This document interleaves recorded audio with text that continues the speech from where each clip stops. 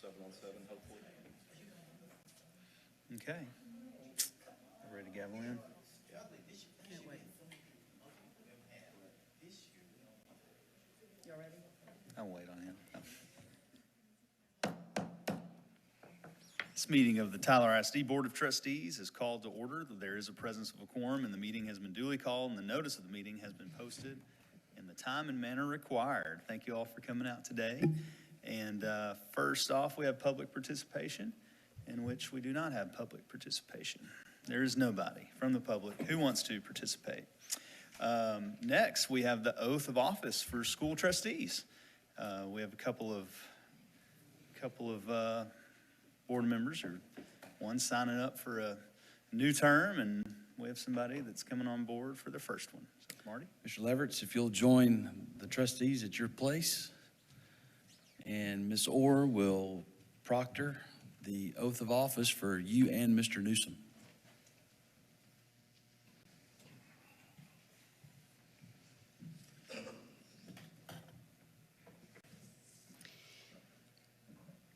Having been presented with the certificate of election and executed the statement of officer, I ask that you please stand, raise your right hand, and repeat after me.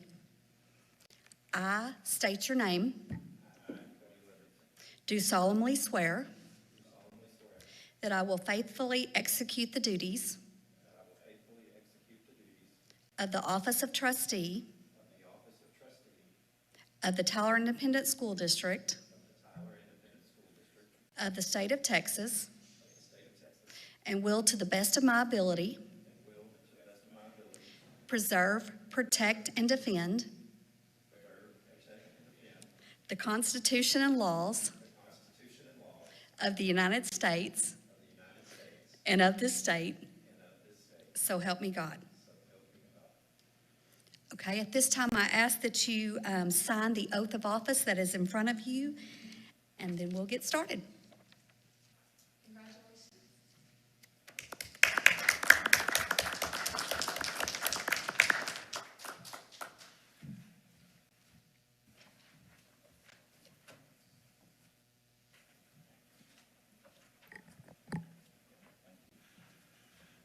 All right, well, congratulations to both of you. Mr. Leverett, welcome aboard. Happy to have you on board and look forward to working with you. And Mr. Newsom, congrats on another term. Okay, so next on the agenda is the consideration and action on the reorganization of the Board of Trustees. We do this every year. And every year, I can't remember which one we do first. So typically it's the president, I believe. So I'll entertain any motion on that item. I'm happy to serve in whatever capacity the board will have me serve in, as always. I say that every year, and I think the same goes for Mr. Martinez as well, even though he couldn't be here today. So any ideas or conversations y'all want to have on that is open.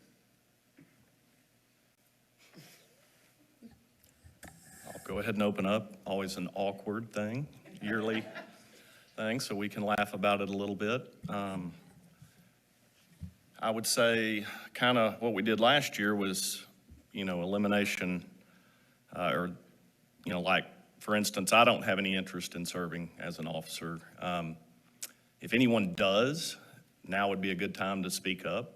I feel like Wade's done a great job leading this board, but if anybody else wants to get in a leadership role, it's probably time to speak up.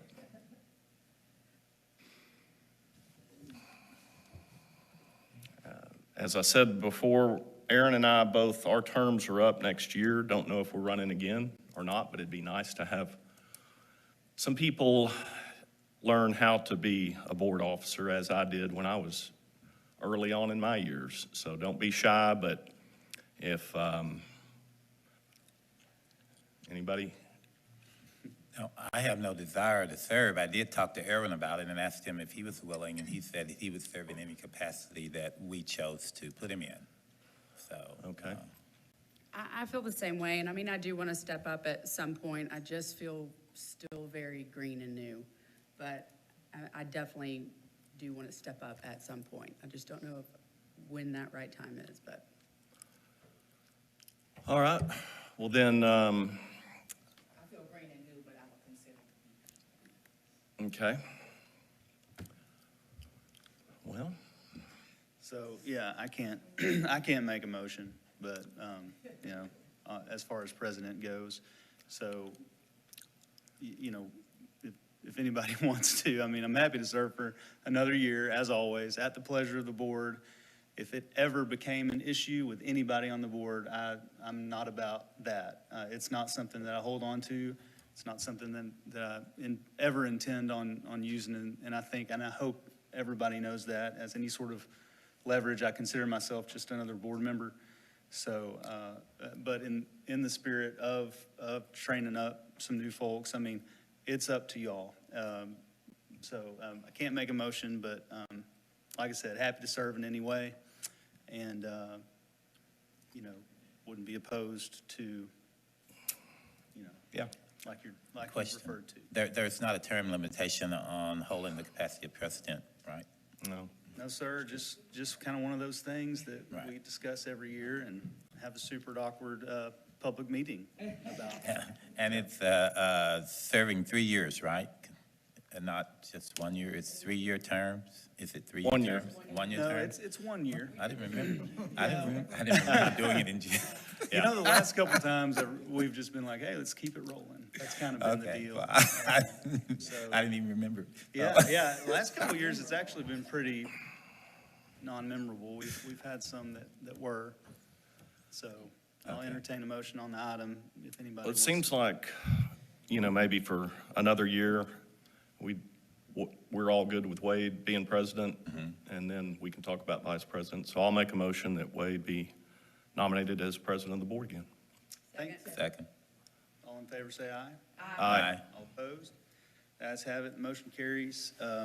Thank you, I mean, it's an honor. It is a little bit more if anybody ever gets to this seat.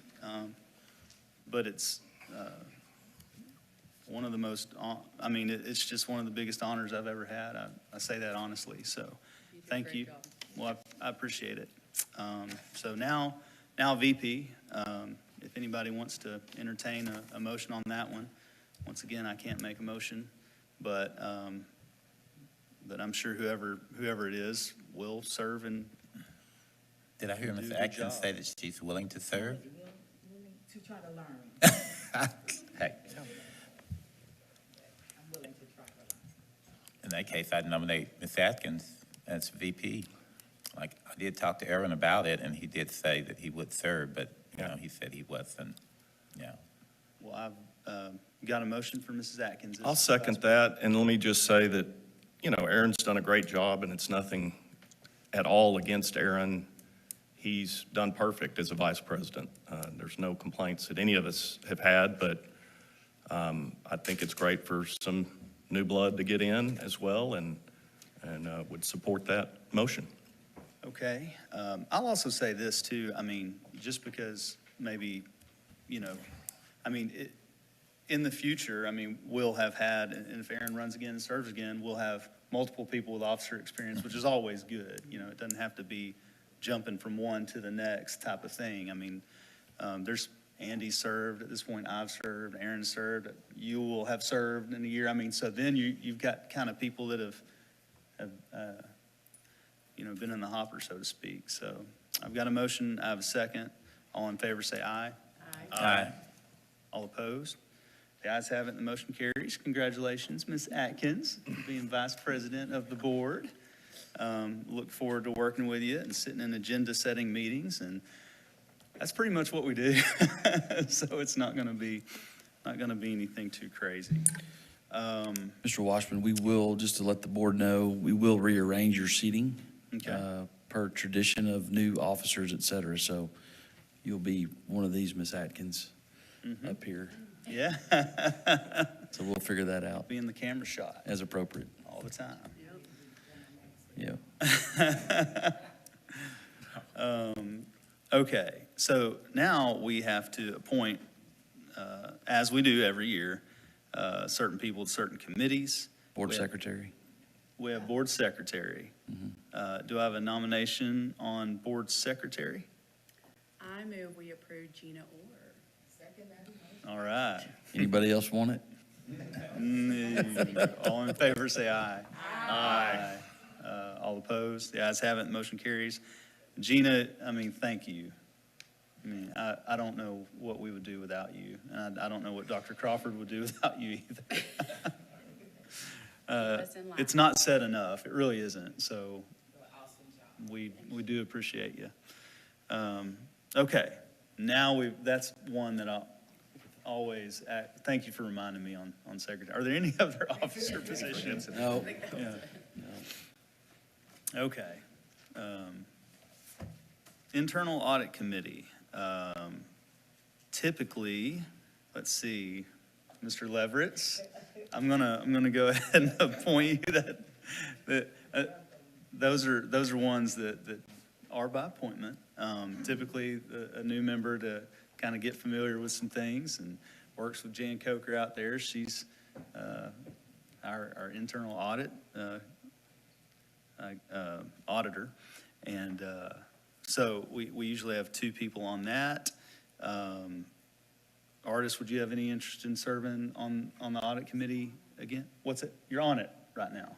Okay. I get them kind of mixed. Would you? No, Yvonne Atkins is on it. Yeah, that's what okay. That's what I thought. Would you have any opposition to serving on the audit committee? Or? If there's not anybody that needs the experience, I guess, I don't care. Well, you do a good job of keeping us up to date and reporting and all of that. I just, I do appreciate what you do on there, so.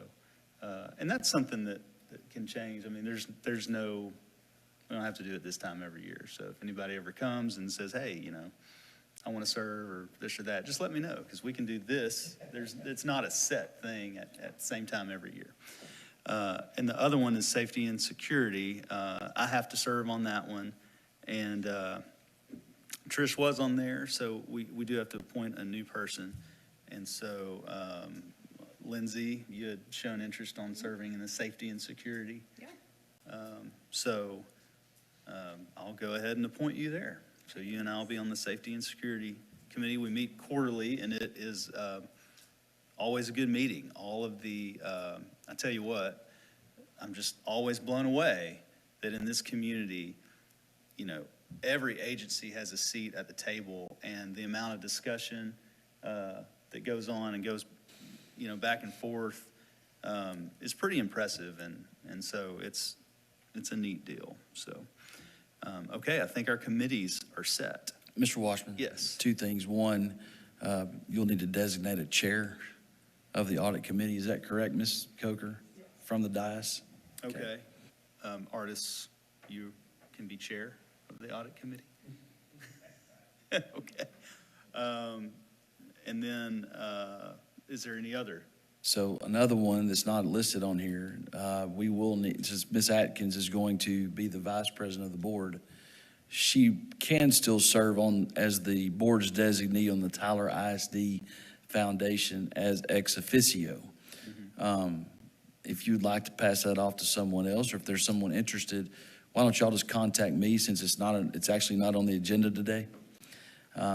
Ms. Atkins, you and I can have a conversation about that if you'd like to, if you want to remain in that role or pass it off to someone else as well. And then maybe we'll come back and I don't know if there's official board action for that.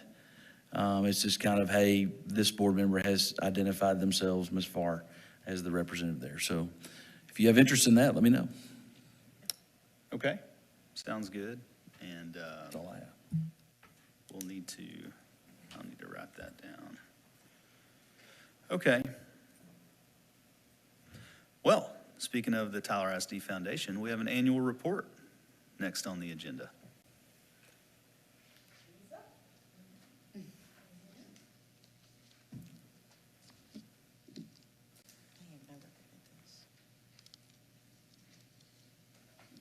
Oh, it's already on. Just All right.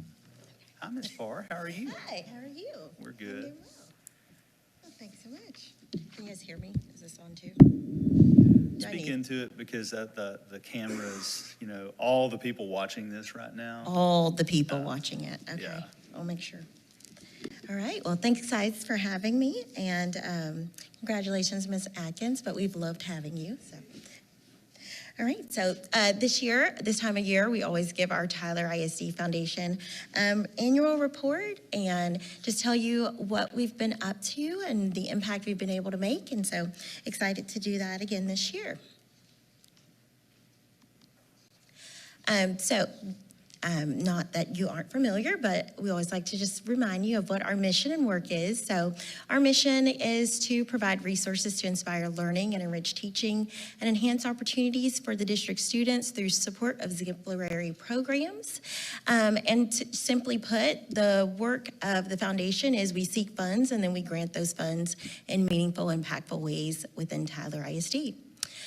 Many of the ways that we seek funds are through individual donors, corporate sponsors, employee giving, grant writing, endowment funds, and special event campaigns. And then we give those funds back through district events and programs, scholarships, Night of Shining Stars, professional development grants, emergency grants, and grants for great ideas. And so we were actually able to receive funds in all of those categories this year and give out funds in all of them this year. The revenue to date just kind of breaks down so far, and this is as of June 1st of this year. Our fiscal years run the same as the school district, so from September to August. So as of June 1, our board and our efforts have raised a little more than $300,000 for the district in our campaign. Those funds are primarily in unrestricted funding and funding that we would utilize in the coming school years. So very excited to see that number there. Some things to just point out, this kind of shows the primary sources of our revenue, just in transparency there. A couple of here that I just want to note is a donor-specific grant that was awarded this year. So this was a grant that I was able to partner with in reaching out to different principals throughout the district. And when we had our Grants for Great Ideas workshop and invited principals and just said, we would love to be a resource if you have really great big, scary ideas that you would like to implement campus-wide, but are far exceeding the $5,000 that we have as a cutoff. We'd love for you to reach out and see what I could do to help write additional grants for things outside of what the district does. Jones Elementary principal reached out and we received a $20,000 grant from TC Energy that I wrote for them for their campus this year. So was very excited about that. That's the first time we've received funds from TC Energy in more than 20 years. So we're super excited about that. And then we also established a new scholarship fund with the Hall Family Foundation that is a CTE focused for our automotive students. And so that will be started next year. So we'll give out our first awards in that next year. And we also continued, which is something I have to apply for annually. So this is our third year of the Ray H. Marr Foundation Scholarship of more than $25,000, and all of that was given out this year as well. We also hosted our first annual Ungala in the fall and our second annual golf tournament. And then additionally, with the help of our board and some new partners, we're able to establish our annual donor group of the Sustainers Club, and we have had members join that already, so very exciting for that. Gifts to Tyler ISD so far this year to date, we have gifted a little over $183,000 this year. And kind of a quick breakdown of that just shows through professional development and emergency grants, district events and Night of Shining Stars. So that includes like Convocation, Teacher of the Year, Night of Shining Stars. Scholarships, we gave out $45,000 this year in scholarships. Donor-specified grants, that $42,000 is $20,000 from TC Energy that I mentioned earlier, but then also surprising our teachers with a shopping spree this year of $22,000. So we're very excited to do that and hopeful to be able to partner with Office Max and Office Depot to do that again. And then, of course, our signature program, our Grants for Great Ideas, giving out almost $86,000. And those funds just break down of 31 grants for great ideas is what made up that number. 1 professional development and 1 special campus grant. 22 teachers receiving a $1,000 shopping spree. 18 students made up the $45,000 gifts, celebrating 42 graduating seniors and 37 distinguished educators. We have several repeats this year at Night of Shining Stars. And then, of course, just continuing to walk alongside the district and supporting them and advocating public education here in Tyler ISD in any way we can.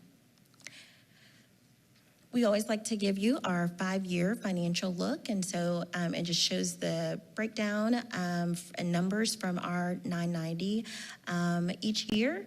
I am excited to say that I just received, once again, this morning, that we are a platinum rated charity navigator organization, so that lets people know that we are completely transparent. The funds that we receive go to where we say they're going to go, and that all of our numbers are in good standing.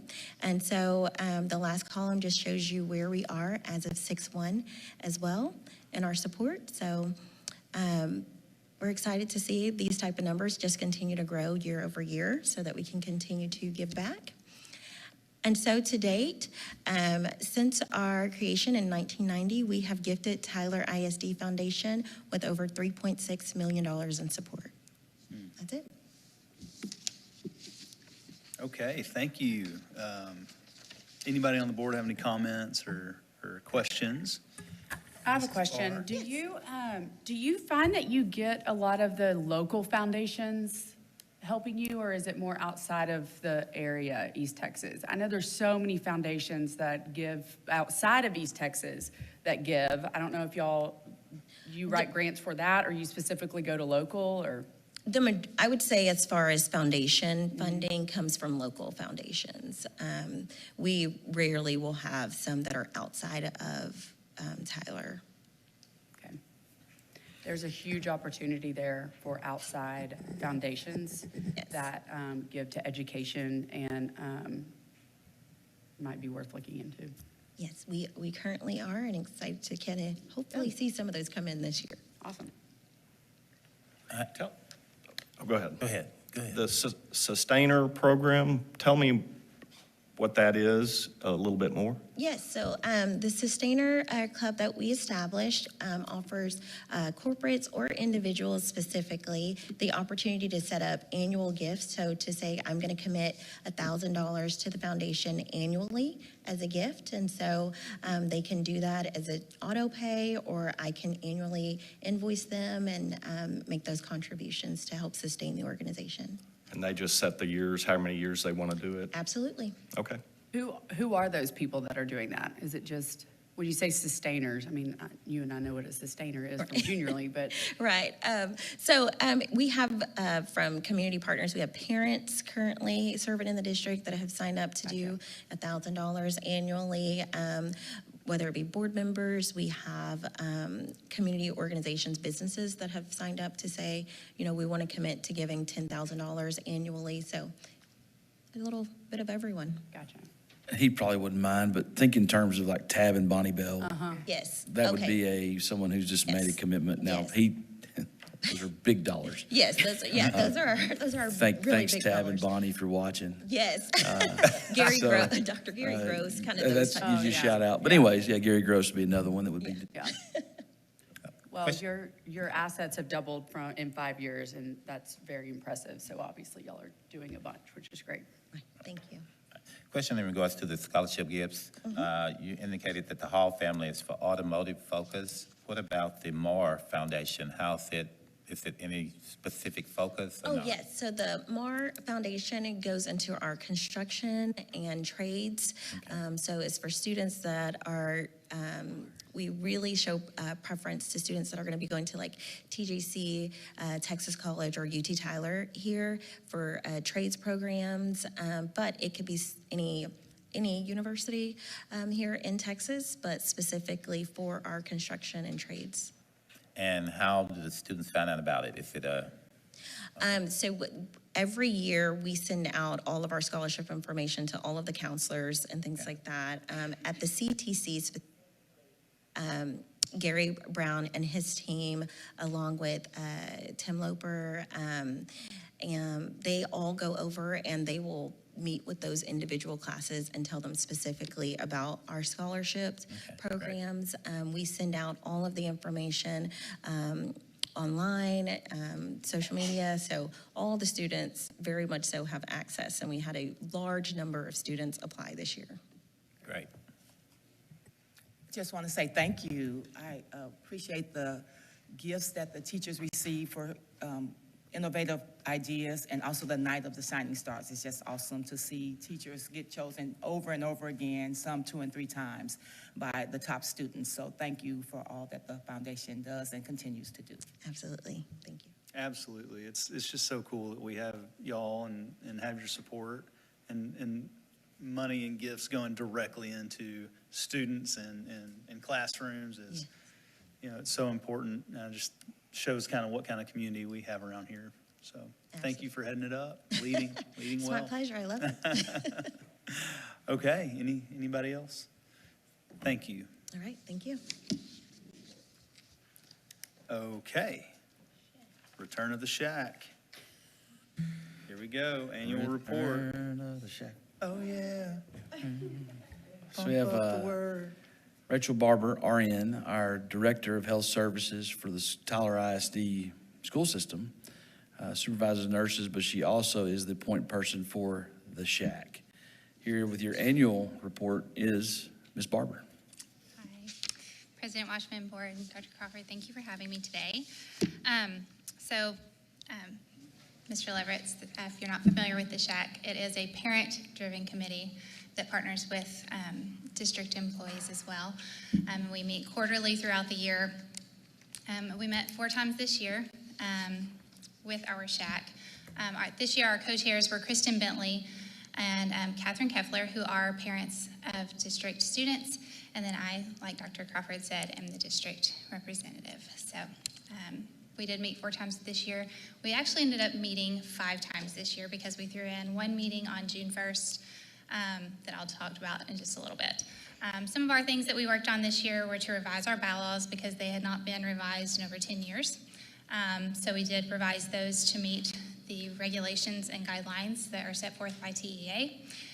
We recommended an anti-vaping program for the DAEP, and that is going to be an online program that students that are sent over to DAEP can complete online. It's online modules that they can complete, and then once they complete them, then they will meet with a counselor to go through those things and talk about why they chose to vape, and then they can also complete some other things if they choose. But that is going to be a required thing that is going to be written into the program over there. And then we also reviewed the upcoming STEAM updates that is in that curriculum. They are updating their 5th grade curriculum as well.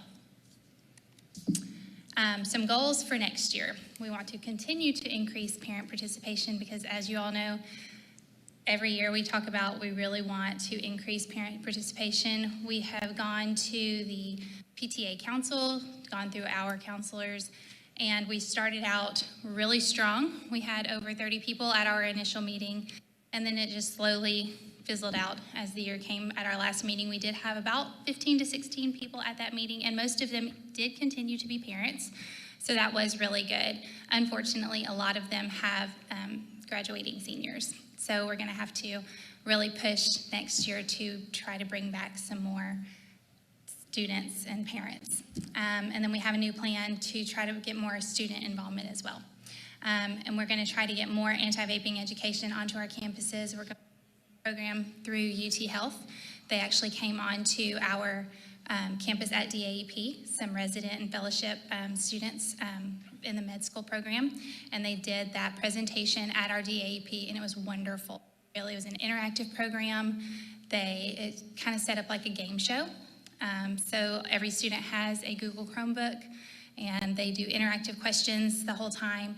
And then at the end, they had a question and answer session, and the students really responded well. So in the fall, our plan is to bring that onto our secondary campuses and do that program with those students as well. We're also planning to change our meeting time. It's been at 11:30 to 1, and we're going to change it to 8:30 to try to get more participation that way. So I did mention one thing that we're going to try to do to try to bring a little bit more student involvement, because we have had some students participating that are in our health sciences programs at CTC. One thing that another local school district around us does is they create a health project that the students get to participate in, doing little bitty projects, and they have to go get a health physical or write a little essay of what they want to do with their life. And they earn like a Health Shack cord, something that they get to work towards for graduation.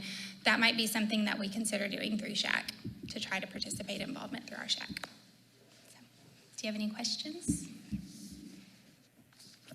A question regarding the participation. Where did you say you get your members from? I know that you said it's parent-driven, but how do you go about doing that? So it's wide open. Any parent in the district can participate.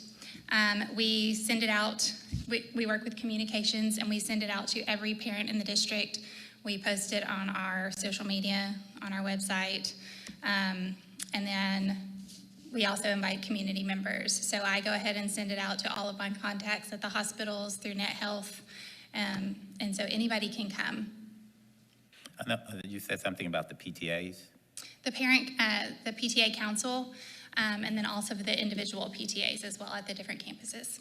The PTA council is the one that is made up of, I think, all the presidents and the officers from the individual schools come together and have one central core meeting.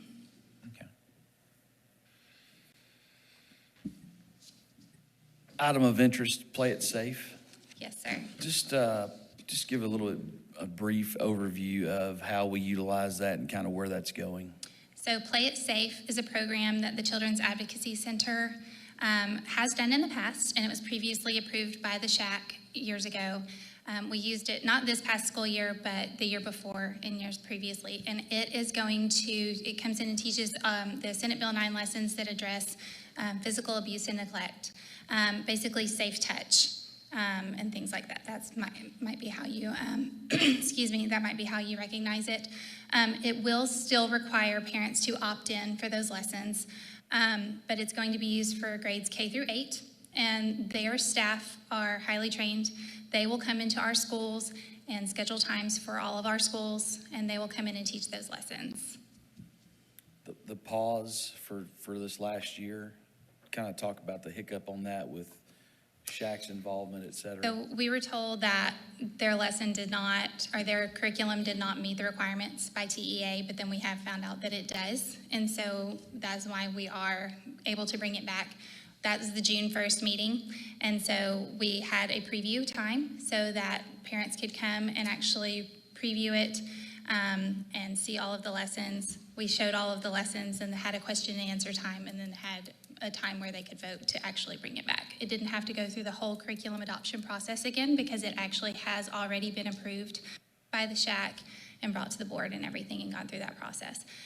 We are putting it through our registration process, where parents will have a link so that they can go in and view a preview. They can't see the entire lesson, but they can preview each of the videos and read a synopsis and see how each lesson meets the TEKS that are required for each lesson. But if they have any other questions, then they do have a contact on that lesson that they can call. And we're happy to answer any questions that they may have. Okay, any other questions or comments? Thank you for your report. Thank you. Appreciate you. Okay, now we have an update on our Gifted and Talented program. Taking the table for presentation is Coordinator of Elementary Programming, Gretchen Tebow. Ms. Tebow will actually provide the board a statutorily required Gifted and Talented update. Ms. Tebow? Good morning, President Washman, Board, Dr. Crawford.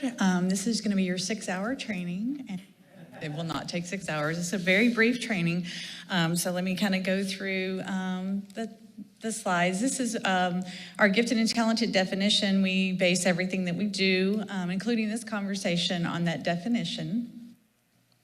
And then basically, we're going to review the state plan as it is to the 6 domains under gifted and talented. These are pieces that we continuously evaluate throughout the year. It's not like a once evaluation. I continue to evaluate all 6 of those domains throughout the year. For fidelity of services, this is an area we have some really good strengths in our program with fidelity of services. To the right page. Our identification process, we have multiple pathways for identification, which increased our GT percentages, which I'll show you in just a little bit. And our goal is always to provide equity and access for all of our students who present those identification pieces of a child that has gifted tendencies and those who need that specialized education. So we look at that, those students performing at the high academic levels, and we refer students from our department directly, because what we found was we still have some campuses that don't do a lot of referrals for gifted and talented, very low on the referral side. We'll talk about that in just a moment as well, like what we're going to do to address that piece. But we look at state data, STAR data, STAR Renaissance data, which is what we've had historically to use. And we look at those pieces of data for students who may not have been referred for whatever reason, and my department will refer the student. I reach out to the parent, get permission to do testing, and if the parent grants that permission, and we test the child and see if they qualify. We also test all of our second grade students in the district. So all in all, we tested about almost 1,500 kids this year with second graders and referrals, and qualified about 10% of those, which is about, you want to be within the 5 to 8% range of identification. And so we feel like we're working in the right direction for that equity piece for sure. We use the nonverbal, Naglieri nonverbal test for kinder. It's a picture-based test. And then we continue to use a COGAT for our 1st through 5th graders in testing. It's a cognitive abilities test. It's not really content-based, even though there's a verbal section, nonverbal, and quantitative section. It's not like STAR where they're recalling, TEKS kind of based information. It's really like how divergent is their thinking in those 3 tested areas. So this is the third year that we've done universal screening. Previous 2 years, we did 1st graders. And what we found was 1st graders really struggled with the platform, and we felt like that was a barrier for them to be successful on the test. So we shifted that to 2nd graders, and we actually identified some additional 2nd graders in their 2nd consecutive year of testing, which was really nice. And they were able to facilitate the process, because October, a 1st grader is still kind of like a kindergartner, and they're still not quite sure about the technology piece. But I feel like the 2nd grade is a really good age level to do that universal screening piece. So we'll talk about that. We're going to continue to look at the equity and the quality of our instruction. We want our instruction, and we plan centrally, as a team. We PLC every single week. The teachers are supposed to deliver the same content across the district, about the same time level. We have a scope and sequence, and we really want all of our students to receive the same instruction. We do have a mobility rate in Tyler ISD, so we have a kid that moves from campus to campus. We really want them to be on track with their services as they move from campus to campus. Student assessment, we kind of talked about that a little bit. On the underrepresented campuses, we just have some campuses that are still not referring students like we feel like they should.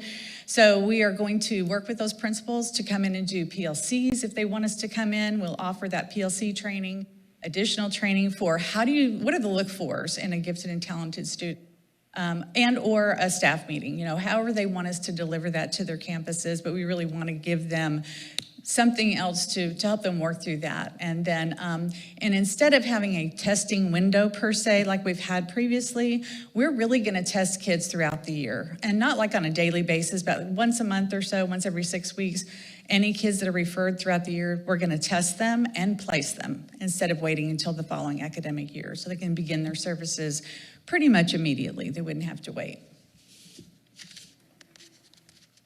Our service design, we are continuing at the campus level as we have. Like I said, we have PLCs every week to ensure alignment and rigor. We are going to continue with the state-required Texas Performance Standards Projects, TPSPs. And this year we did what was called an invention convention, and the students created something to solve a problem. They were able to present those to their peers and also to families that came in, were invited for our invention convention expos. We'll also start to embed those instructional strategies that have the higher effect size and leverage for their learning to kind of mirror that with their gen ed pieces. We'll also continue that frequency of our walkthroughs through the classrooms, again, ensuring that equity to access in the classrooms, regardless of what campus the students are served. Our curriculum is TEKS-based, and we feel like that is a nice, rigorous piece for us. We utilize invention convention pieces through their STEM, Think Law.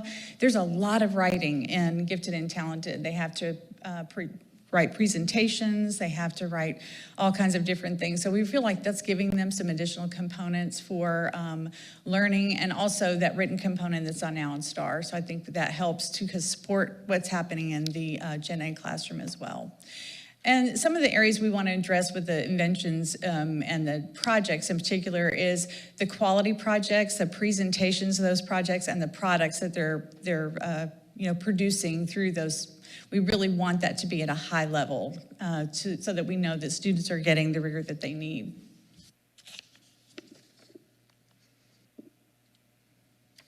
As far as professional development, the GT teachers have a lot of professional development throughout the year. Again, weekly PLCs. They attend the Texas Association of Gifted and Talented every December.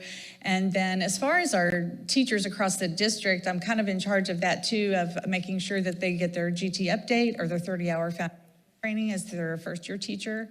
Again, we're going to use some campus PLCs, and or staff meetings for that, to assist with that identification and referral process and testing, whatever we need to do. And adding that differentiation for our high achievers is really, really critical. We know that they tend to be not the kids that we differentiate enough for, and it's hard to differentiate for them. So adding that as a PLC, like what can teachers do to differentiate for their higher learnings throughout the instructional day. Our community and family involvement, we're going to increase that as well. This year we had our expos for Gifted and Talented Invention Convention at the campuses, and each campus held their own. Some of them were very well attended, and we learned a lot about that, not like having maybe a sign up to come in to do the invention conventions, because campuses were very inundated with families, which was great. And then some had lighter attendance, and we're going to look at ways to bolster that piece. This is a great opportunity for campuses to add to they have to have Title I events throughout they have to have at least one every month. And so this is another way that they can do that and work in partnership with those campus events. This is our percentage of GT students at our elementary campuses, and that actually has increased over the last 3 years. Every year we've had an increase in that. And then this is our secondary campus representation. And this is our breakdown by race. And this is on the elementary side. And you see that our Hispanic is at 43%. And what's significant about that is one of the things that we've done is to identify our emergent bilinguals and ELL students for Gifted and Talented, and ensuring that they have that equity and access. The great thing about that is it has increased so much over the last 3 years that this year we were able to reposition one of our PCNs into a bilingual GT teacher, which is really, really exciting. So this teacher will be able to deliver instruction in Spanish and English, and the students will be able to respond in Spanish and English for those bilingual campuses. She will largely serve Birdwell, since they're the dual language campus, and then I have 2 other campuses, and we'll look at that have very high Hispanic populations. And it's just very exciting that we're, able to facilitate that piece for our bilingual and emergent bilingual students. And there's our secondary GT percentages by race. And this really kind of shows you that representation of campuses. This is all of our elementary campuses. And so we really could honestly use another bilingual GT teacher based on this information. The one that I have will serve Birdwell, Douglas, and Bonner, because those tend to be our campuses that have that dual language piece, and in their instruction, that supports the campus piece. But we definitely could, look at the future of adding another bilingual teacher to the mix. I think that would be really, really awesome. And there's our percentage of secondary GT students by race.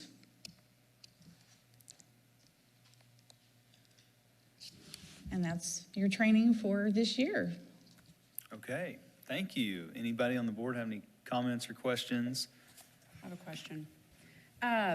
My son was in the GT program, and it's phenomenal. It really is. What he was able to do is just so cool. But when did y'all start the testing for all second grade? This year was the first year for second grade. I The love last that. 2 years, it was did it for first grade, but that was the only 2 times that I'm aware of. Okay. I just started in this program. This is my 3rd year, ending my Yeah, 3rd because you year. used to have to only be referred. Correct. Correct. But you guys are also looking at their performance and all this, and then you're also referring them into the Yes. program mid-year too now. Yes, That's awesome. I love that. yes. Great. Thank you. Yeah, I was going to come in regarding that. I appreciate that in second grade because I think, like you said, I think that's appropriate, a better area to test. The other thing I was concerned about the campuses not referring students. Now, you're testing all the students in TISD second grade. Now, those campuses that testing, is there a complication in how it's done? Do you provide the staff, or does the campus have to provide the staff? Yes, I go to the campuses and I do the test. I coordinate with the campuses so they pick the date that's appropriate for their campus need. Okay. And then we go in and we actually do the testing. So the testing is the same throughout the district. That's a really great question. So that delivery, the test itself is same, all across the district. Yep. So have you thought about why the campuses may not be referring a number of students? I think there's a couple of things. I think, they take that foundations training as an early teacher, that 30 hours, and they really work on that identification piece in that 30-hour training. And it's really not revisited, I don't think, enough in their updates. The updates that they receive every year are more driven towards classroom instruction, which is also super important. But I think they forget, okay, well, what do I need to look for in a gifted and talented student? So that's why I really want to go to the campuses and do those presentations in PLC, like a small group kind of thing with grade levels, or staff meeting, whatever the print. Okay. One other question, which may not be directly related to you, and maybe Dr. Crawford can answer, but it's regarding the honor societies.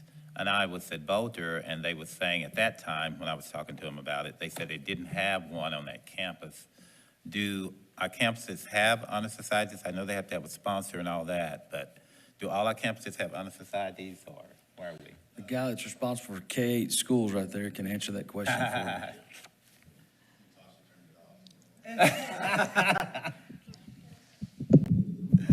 There it is. Hey, there we are. So actually, to answer your question, we this spring sat down with all 4 of our middle schools as well as our high school folk to make sure we have a uniform set of bylaws and expectations for honor societies at all 4 comprehensive middle schools, as well as Birdwell and Caldwell.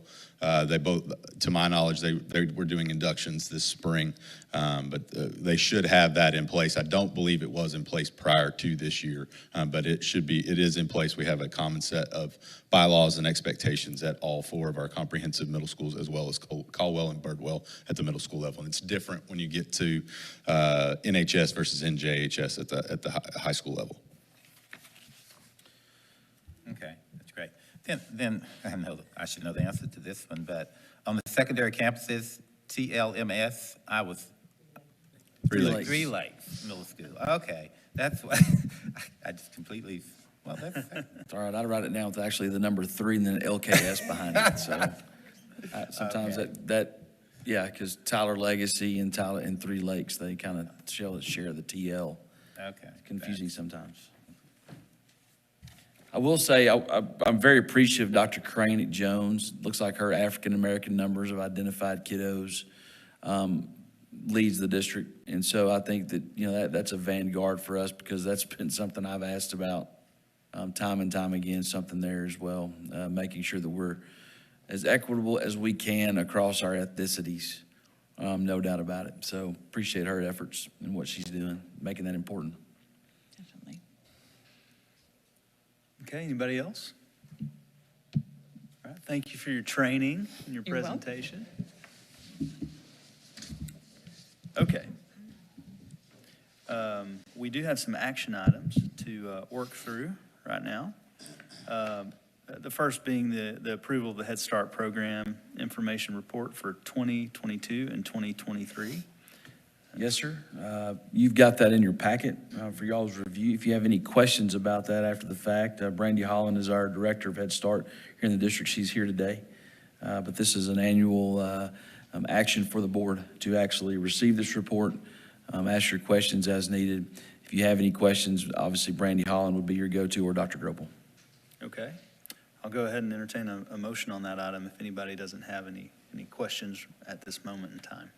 Of course, I had a question. Go One for it. question. I was looking at the chronic absences in the report in regards to Head Start. I know that sometimes it's hard to determine why, but I noticed that. Yes, good morning to the board, President Washburn, Dr. Crawford. So of course, with our Head Start students, their first introduction to school is through the Head Start program. And we're also working with their families. So a qualifier for Head Start, of course, these are our most neediest students. And so with that, we typically are dealing with parents that have a lot of either children or just things going on. And so the way that we base our program is when there are absences, we actually have a policy that we explain to the parents through excessive absences. So once they get to about 3, we're notifying the parent and saying, hey, you know, your child has 3 absences at this point. What's going on? Is there a transportation issue? Once it gets to 5 to 8, we call them in, we have a conversation. Throughout that whole process, we're basically trying to train the parent on the importance of coming to school, but if there are other issues affecting why they're not bringing them, then we also are able to have those conversations at that time. We don't provide transportation at that point. We do not. Okay. So the parents actually have to not only bring them to school, Right. but they have to get out of their car and walk them to the door for Head Start. Right. Okay. There's also a Department of Transportation requirement about pre-K transportation as Oh, well really? and below. So about seatbelts or car seats. It's the car seats. That's what kind of gets in the way of that if you were to do that. Okay. So. Okay, You're welcome. I move we approve item A. all right. All in favor, say aye. Aye. All opposed, the ayes have it, and the motion carries. Next, we have to consider the approval of a contract and sale of excess land at 2621 North Border, the former location of Dogan Middle School. And Mr. Loper's going to make his way up towards the front of the room as y'all ponder this prior to any questions you may or may not have for Mr. Loper.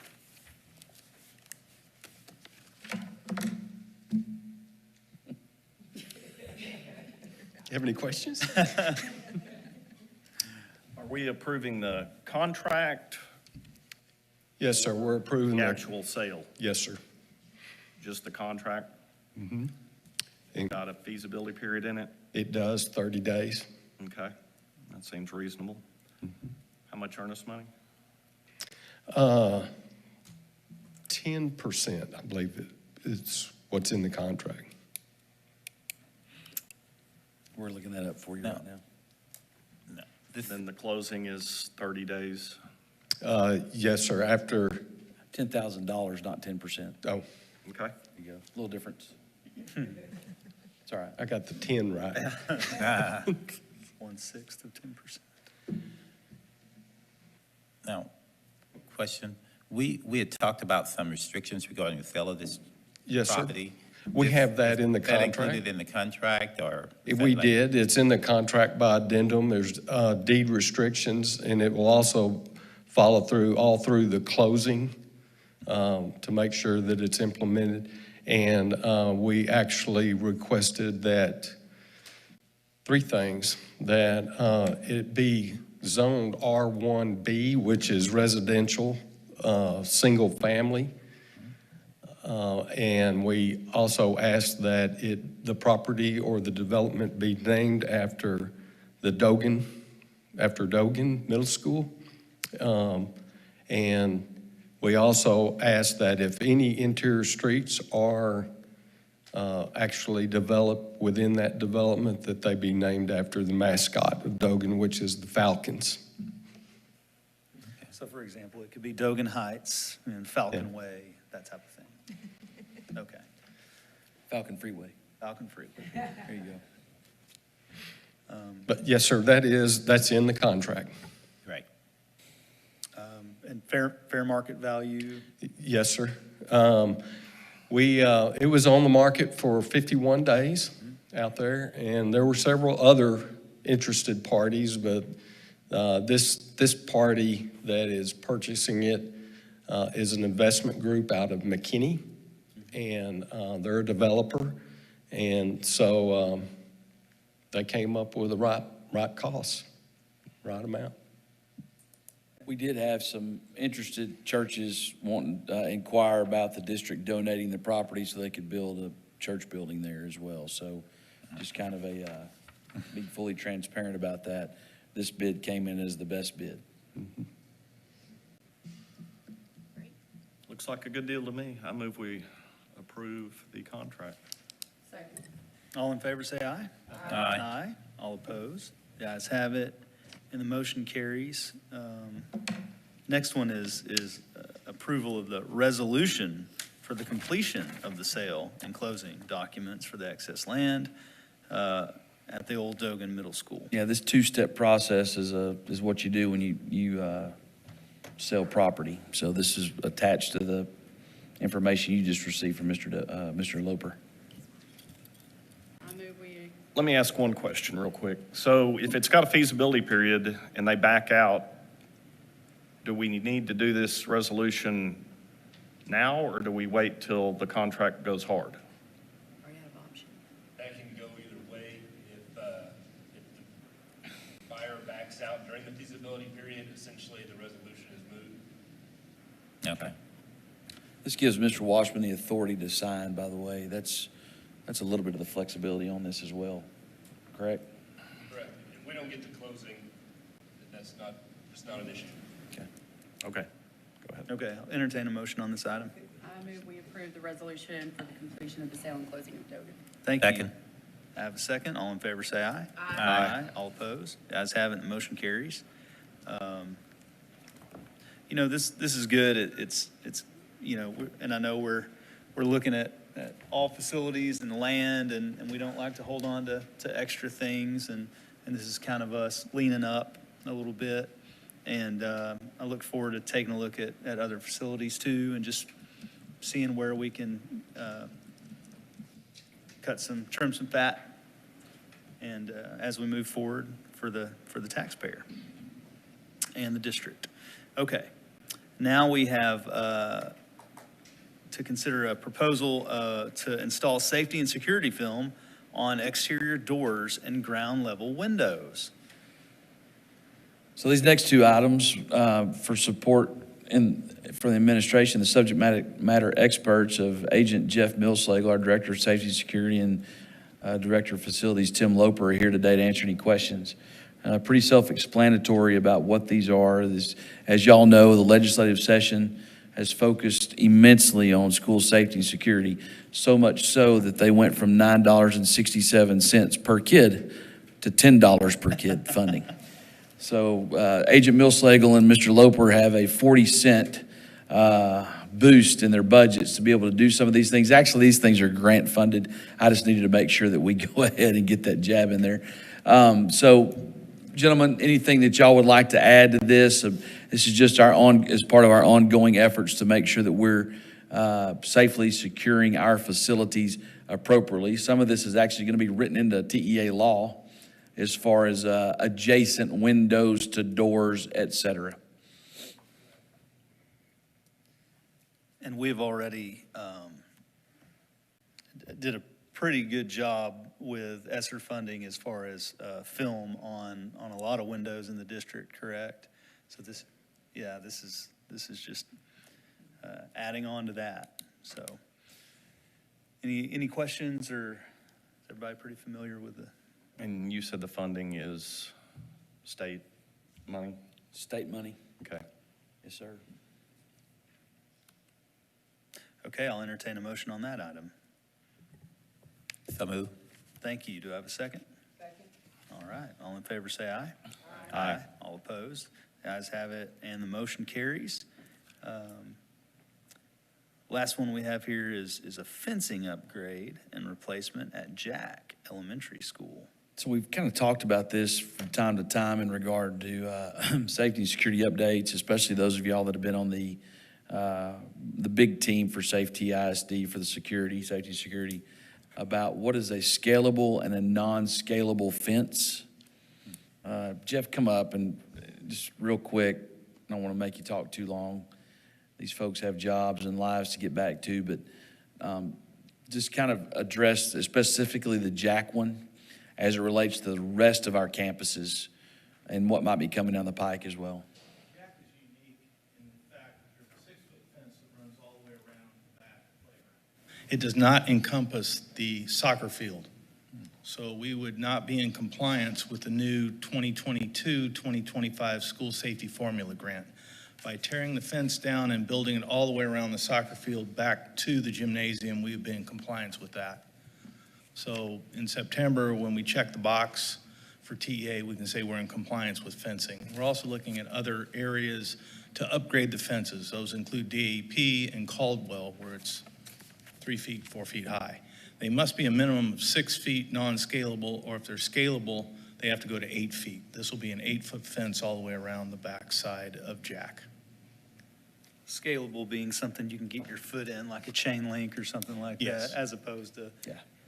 We've got to add that extra 2 feet. Yeah. Or we've got our Ameristar fencing, that faux wrought iron that we've got, that we've seen elsewhere. That's actually allowable. Yeah. Which one are you going to do at Jack? It's going to be an 8-foot chain link. Black vinyl gauge, correct? That is correct. Okay, any Good questions fence. or comments? That's a big fence. 1,067 feet. Do we have any others in the district that are 8-foot chain link and around a whole soccer field? I don't believe so. I believe they're all 6 feet that I've seen. It- Okay. So like at Andy Woods, it's all- that's a 6-foot fence that goes around there. What's the difference between that and Jack? Why right- you're going 8 right- there and you've got Right, 6 at that's- Andy Woods? Yeah. Andy Woods does cover it because we'll have film and all of that. It's a formula that they work out. Yeah. But we would need 8 feet all the way around this backside to be in compliance. Yeah, and I'm not trying to be a troublemaker, but I just wonder for that neighborhood, is that going to look good, having a 8-foot black chain link fence all the way around there? Or why didn't we do the Ameristar? Cost? It's tremendously a lot more money. How much state money do we have? For this program is $821,000, and that will go to doors, fencing, the film that we're putting on. And once we get through all of those and we meet the minimum standards set by the state, then we can use it for such as two-way radios and cameras. Okay, so what is the standard? Is it 6 or 8 feet? For this, it would be 8 feet. For that particular Yes. campus, it's 8 feet? But Yes. some of the other campuses can be 6 feet? Yes. Okay. It is campus by campus based on, interior areas. So like I was at Andy Woods today checking that fence out because they were built at the same time. Right. And it still qualifies because they have gated inside things. And Okay. we'll have to remove some of the pillars that are there on the, what would be the east side. Some of our campuses that have some of that fencing does have some vegetation and some landscaping that are planted, doesn't it, Mr. Loper? Andy Woods does, I know that does, it hides some of that fencing. I don't know if that's something that would interest y'all or not, but that's something that could be pretty affordably done as needed. And you're saying that remind the board that this is going to be a state requirement. Yes, it Yeah. is. But only for Jack, but not with you wouldn't have to replace Andy Woods. Correct. So the Correct. issue is This, where they can go have recess at Mhm, Jack. Right, yeah. okay. So that's the issue here. They have an area that's already fenced in, Right. but it's where your basketball courts are and there's just a little bit of dirt. Yeah. You'd like to say it's a grass, you can't grow grass with them mashing it down. So when they need to get out and run a little bit, they go outside of what our perimeter says, and that's what correct. TEA is saying. You I mean, can't this do is that anymore. you think it's a Tyler problem? This is a state Yeah. Yeah. issue on recess areas and et cetera. Well, and, I mean, this is getting pretty specific, but on an elementary campus, if I think of an Ameristar fence, I think of a first grader going, trying to stick his head through it, trying to get I mean, I really do, because you've got the big gaps in The them, bars. and you can't do it on a chain link. And so, anyway. So is that the only campus in the district that's out of compliance right now, or do we have other campuses? DAP is out of compliance, and Caldwell is out because of on the west side of the playground, even though it comes up, there's an area it's a 45-degree angle, but it's only about, less than 150 feet. It'll have to be redone.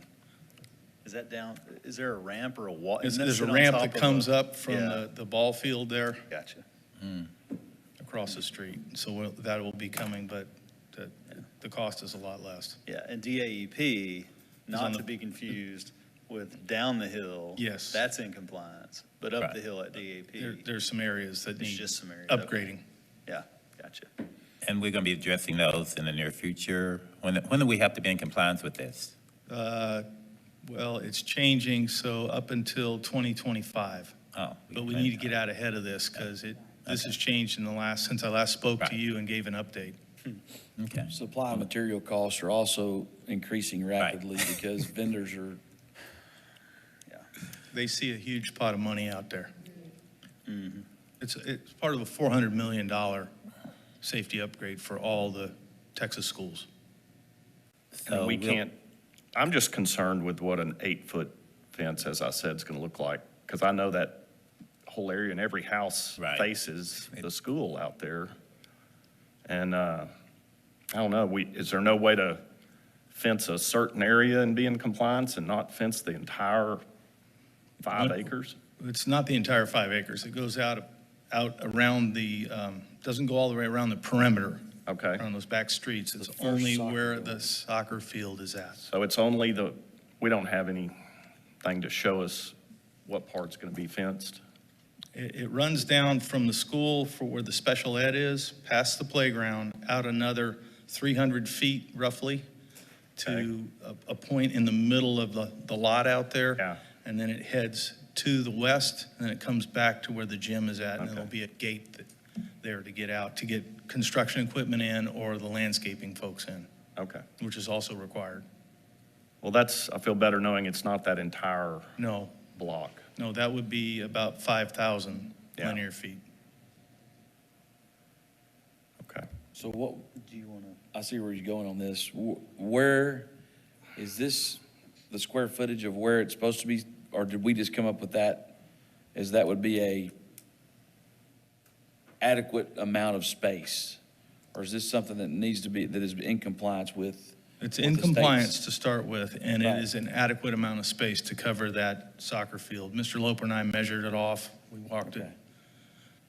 So we kept the same line linear of the existing fence.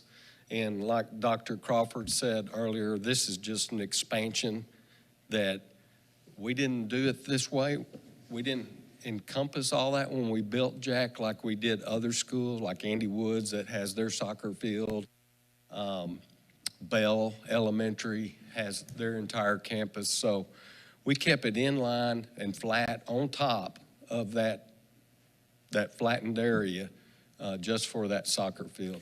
I wished I'd have brought the drawing, but I don't have the drawing. But it's actually well short of that back street that runs east and west. I was even looking at it and thinking, you know, we could probably build a couple of houses right back there. So it's not the entire.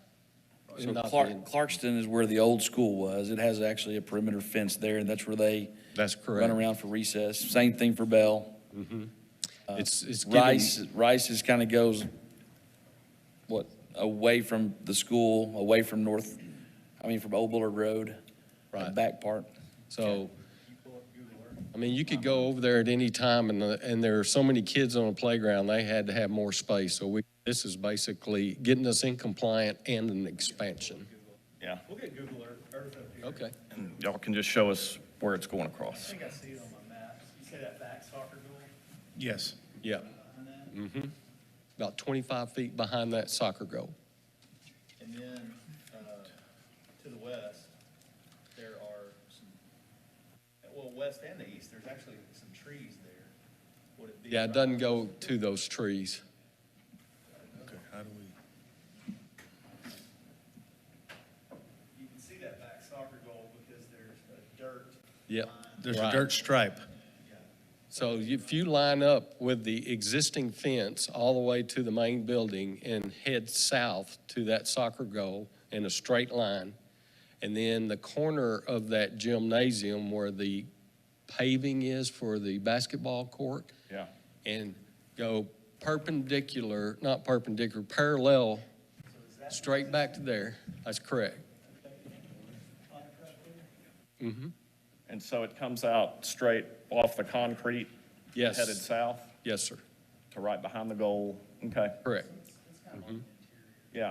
Am I moving the mouse correctly, Tim? Yes. You are? There you Right go. there, and then straight back up. Uh-huh. And it,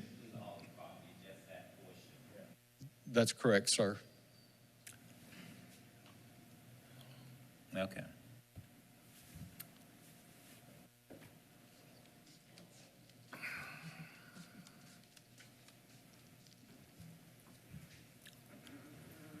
That's not as bad as it appeared to be. Yeah. Yeah, I mean, if that's what's required and we have to do it, then we have to do it.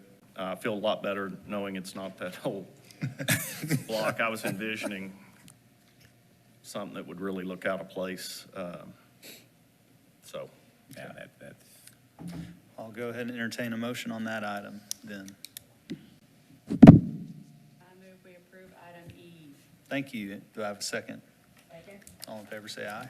aye. All opposed? The ayes have it, and the motion carries. Thank you for your explanation, being patient with us. Thank you. Okay, now we have a budget presentation for the upcoming school year. As part of the annual budget process, Ms. Tasha Bjork, Deputy Superintendent of Finance and Operations, your CFO, is here to provide you a little starter for that. Good morning. Unfortunately, this presentation is based on current law because we received no new funding. So this will be our first run on the budget. It'll probably remain similar unless they do something really drastic. But we have some funding sources where we will still be able to provide our teacher raises like you approved. So I'll start with a PowerPoint, and in the agenda, there's some details starting on page 20, and I'll go over that in just some high points later. So the revenue sources we have are state, 34%, local property tax, 62, and then federal, we have SHARs and some other miscellaneous. This is about the same as it was last year, the same levels for state and local.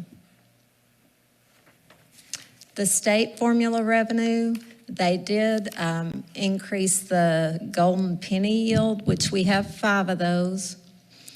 And so that gave us $2.69 million. And then we have an increase in our estimated ADA and weighted average daily attendance from our prior year, and that's about $2.5 million. Because we had budgeted a little lower this year because the ADA the previous year, we're able to increase that a little bit.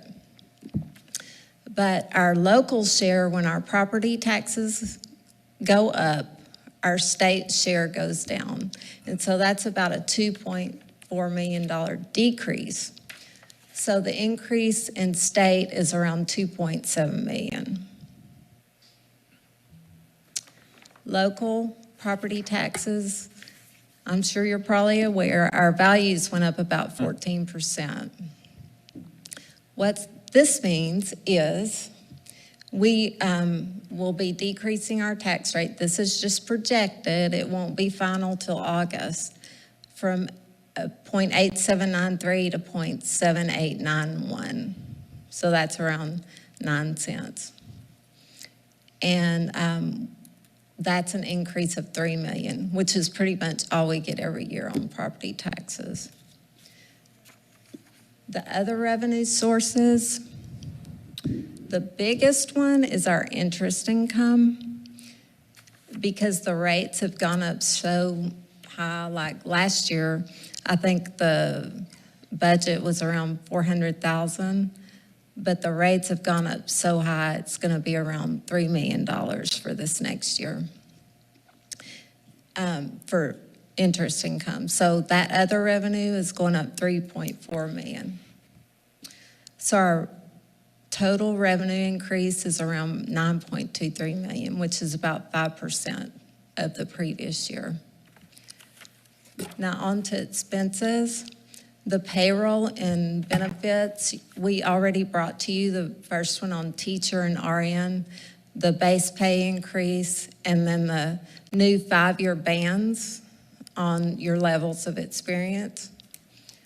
And then administrator raises 3%, clerical manual trades 5%, increase in stipends for teachers in bilingual, secondary science, math, and ELAR, and also special ed. The ELAR and special ed are new this year.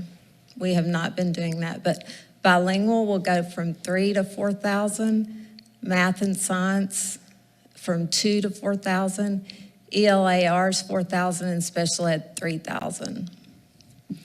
And then we always have like a salary reset because we budgeted a little higher based on we had more retirees than newbies coming in. So we can always put a little decrease in there on that.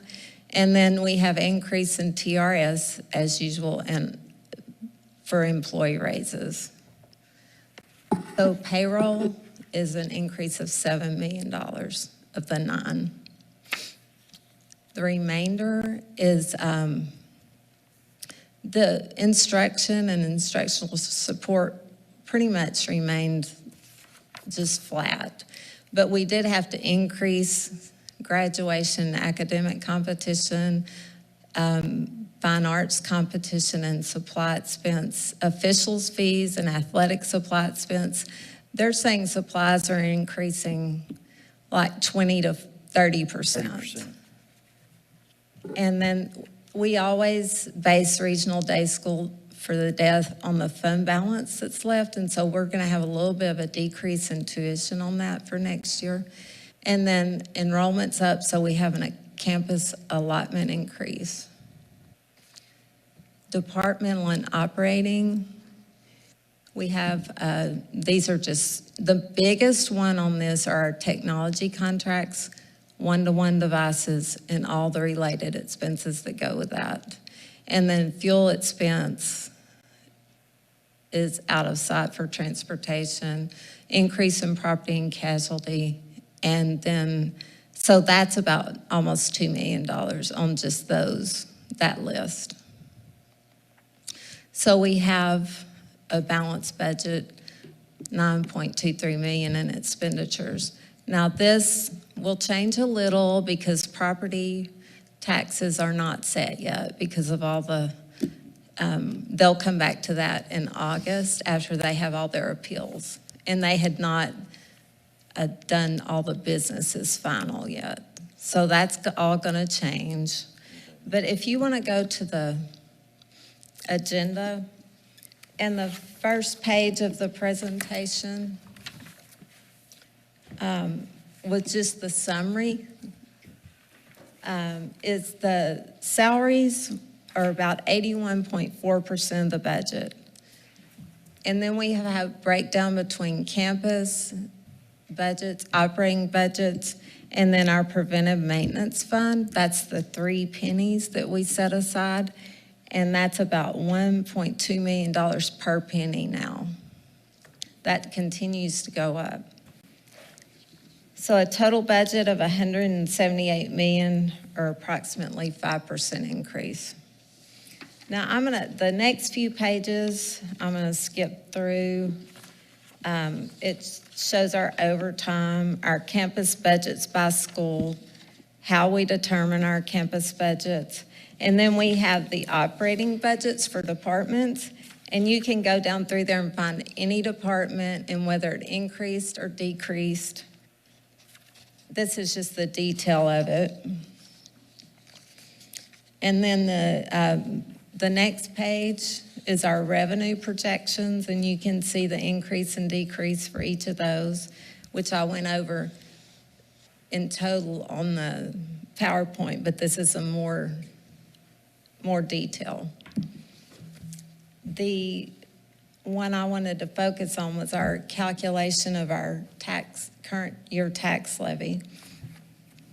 So our values went up 14%, which means our tax rate in M&O, general fund, will go down about 9 cents. And then our INS rate at this time, it looks like we're going to be able to go down about 4 cents, depending on how values come out. But so that's going to be a total decrease of around 13 cents in our tax rate, assuming all holds. We went down 12 last year, right? About 12 cents total. So And it over a may not 2-year be period. done because the legislature's still working. Yeah. So it could be more. That they're having a special session on that, so. But I think it's more gonna focus on compression, so that it will be a lower one, I'm sure. And then the next page just shows again, the detail of our increases and decreases if you wanted to look line by line. Okay, any comments or questions for Ms. Bjork? Before y'all do that, I have one reiteration to repeat for those in the community that are going to go and rewind this and watch. We do not receive a 14% increase in revenue under state law. So while appraisals go up and that's a 14% increase, as you've We're emphasized. limited to 2.5 of That's the, right. we can only see 2.5 That's of right. it. We're capped. We're not trying to poor boy that and make y'all feel sorry for ourselves.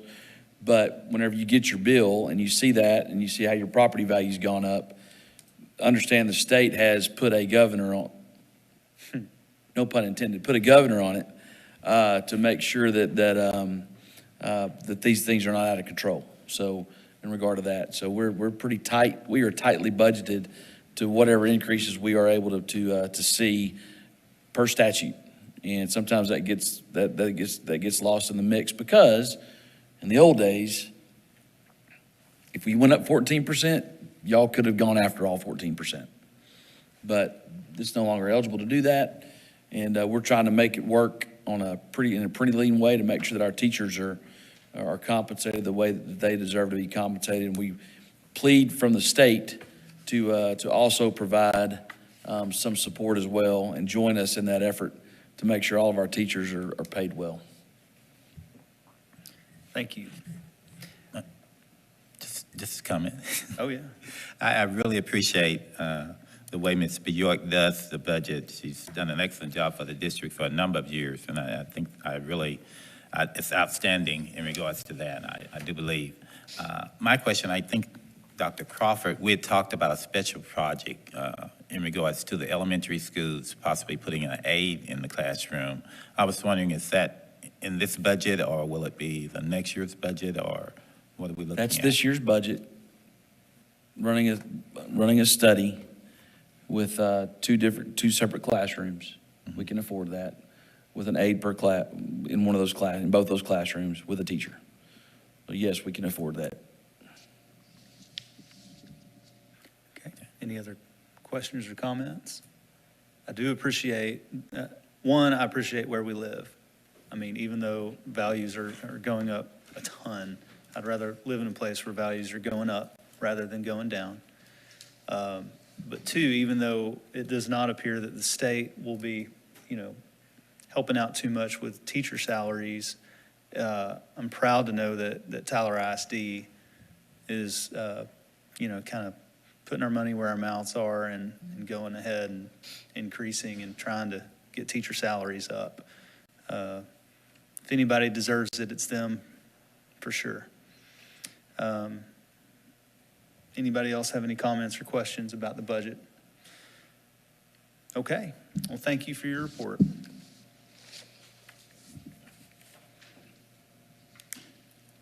Okay. We do have some business to handle in executive session. So we will now go into executive session with probably some action to follow, correct, Dr. Crawford? Yes, sir. Yep. Okay. Thank you.